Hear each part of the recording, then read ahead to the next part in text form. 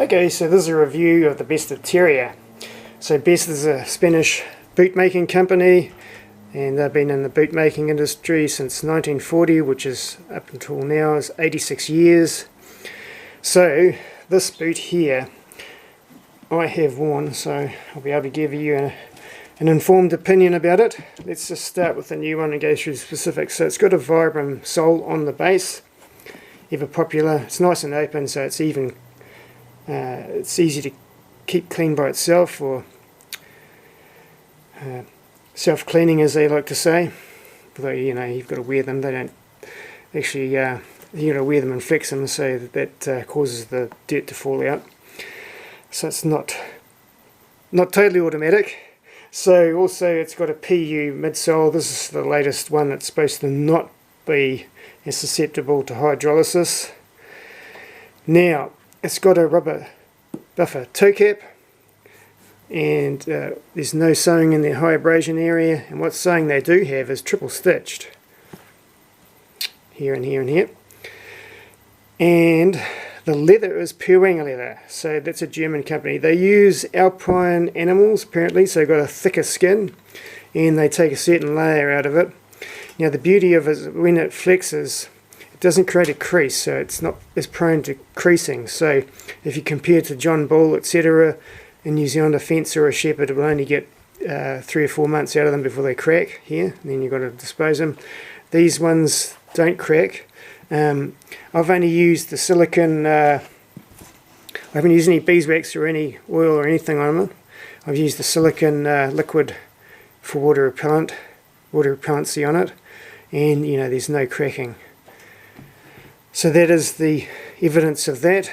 This leather is in some of the other boots that Bestard makes, so you're looking at the Nepal Pro, the Estepa, the Wales, and the Kathmandu. They all have this Purwanger leather, which is just excellent. It's great for New Zealanders.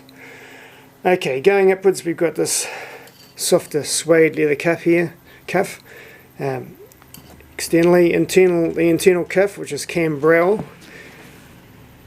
which is a durable nylon, nylon 6, I reckon it's made out of. It's perforated, and it's got a Gore-Tex liner, so that is waterproof as well as being breathable, so the moisture evaporates through the Gore-Tex EFPET, and then it is dried out through this perforated cambrel here, which is also wicks moisture as well.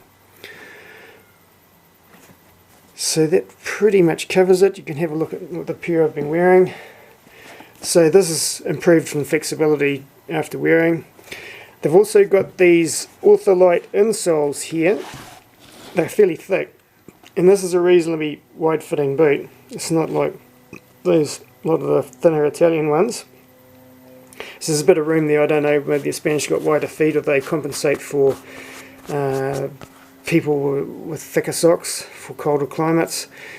However, when you get the insole, you could make yourself some more room for our wider fitting people by actually plonking this onto down onto a belt sander, put a piece of wood on top so it's nice and flat, and then you can reduce this by, you know, 3 millimeters at least, and you'll be surprised how much extra room that'll give you. It's significant.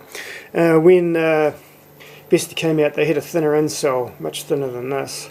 It was probably only about 3 mil thick, something like that, and that gave a lot of the wearers about half a size difference. So you can compensate by using that method to, if you've got a wider fitting boot and you're a bit of a handyman and not afraid of customizing your own boot, and you know, you can sort it out that way. So I've taken out and worn it. Obviously it's been waterproof for me. I've actually gone over the sewing here with our equivalent of shoe glue. It's a bit more liquidy, but it sticks on better than shoe glue. Like I've got this little patch here and you can't peel it off, it just soaks into the leather.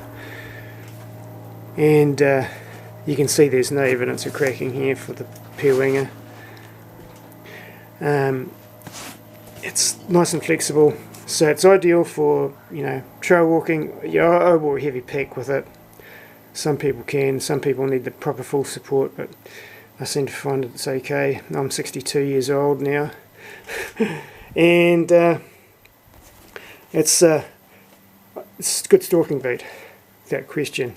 You could wear a pair of gaiters if you had a, you know, had it connecting down to here, and that would improve keeping dirt out. But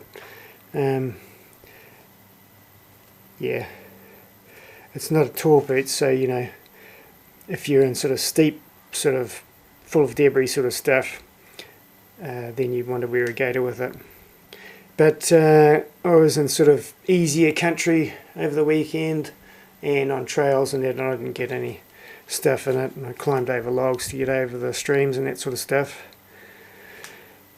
So that pretty much covers it. So she's a good little boot.